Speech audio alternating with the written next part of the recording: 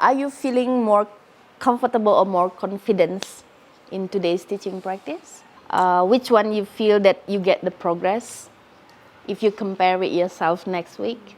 And what the thing that you can give feedback, the construction feedback for yourself?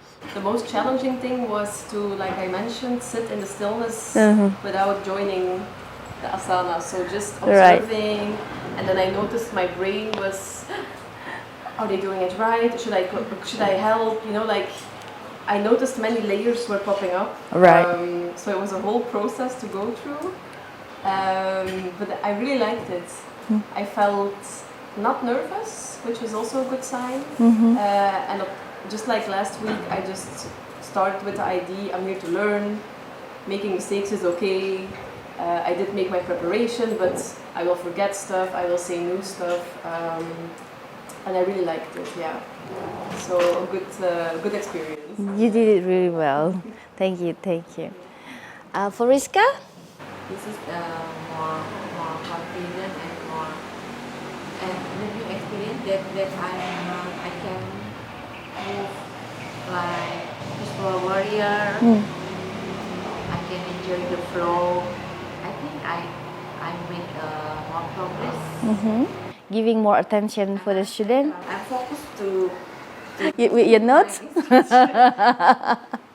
All right. So I forget to serve the client, something like that. Okay, thank you. Yeah, it's good to see the progress. That's why I like to ask your opinion for your teaching practice, because you can also feel the progress as well, and you know what is still you need to improve in your teaching. For this today's teaching practice, you have longer duration of teaching if you compare than the last week, or for Riska from her previous teacher training. And at the end of the day, later on, you will have the class by yourself. You maybe have a 60 minutes class, 75 minutes, 90 minutes class. So it's kind of the same actually. Once you feel comfortable with your teaching, it doesn't matter how long, because you know you can handle your class, right? And I like for today's teaching practice, you look calmer. All of you.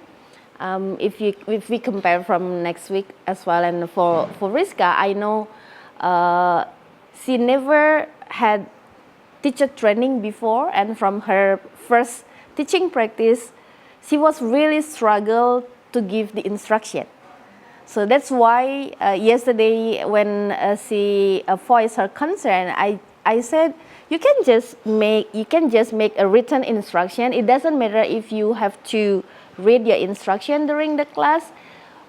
All of the students in your class will be understand, because this is a teaching practice. But of course, as I have said before, your homework is, I think the most homework that you need to do by yourself is to learn how to giving instruction without notes later on. Because when you are focusing on your notes, you cannot pay attention for the student in the class.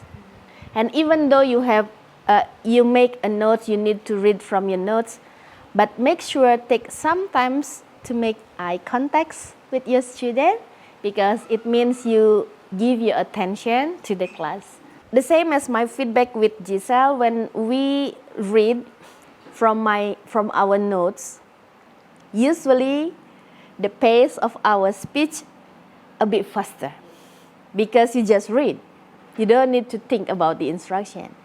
So again, control the pace of the speech when you use your notes, and give time to take a pause in the between the instruction. Take some moment to just be in silence and pay attention for the class, even though it is only centering. It also helps you to make the connection energetically, even though they don't look at you. So usually when I give centering, after sometimes I will just give a silence time, and then just take a look for the class, and you can start to speak again afterward. Yeah, for the whole sequence that given by Riska, it's all good. You just need to slowing down a little bit because still a little bit feels like rushing. So you need to slowing down the pace. And yeah, I think we all have that nervousness when we start to teaching.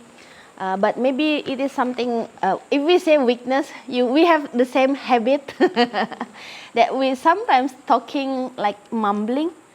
We don't talk really with clear pronunciation.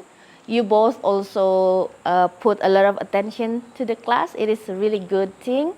You know, you have time when like you said, Nina, during the student holding the pose, as the teacher, we have nothing to do. But if you come into your pose, then you suddenly waving, whatever. We don't want that to happen. So what we can do is to pay attention with the class, even though it looks like everybody comfortable in their pose, just put attention, just take a look for one student, the other student. And if you feel that, okay, everything is safe, everything is okay, then just close your eyes. You can focus with the breath. And if you want to talk about something, then you can start to talk about the thing that you want to explain. My teacher always said, you need to learn how to be comfortable in silence before you are able to guide students to be comfortable in silence. If you are, as the teacher, is not comfortable with your silence, how you can expect your student comfortable when you are teaching? Because especially during the yin session, mostly we work with the subtle energy. So we can feel others' energy, even though we don't really feel what energy it is, but we can kind of entering the subtler layer of the mind. So that's why we need to really careful with our own energy. So that's why I try to learn how to make ourselves stay calm during the silence.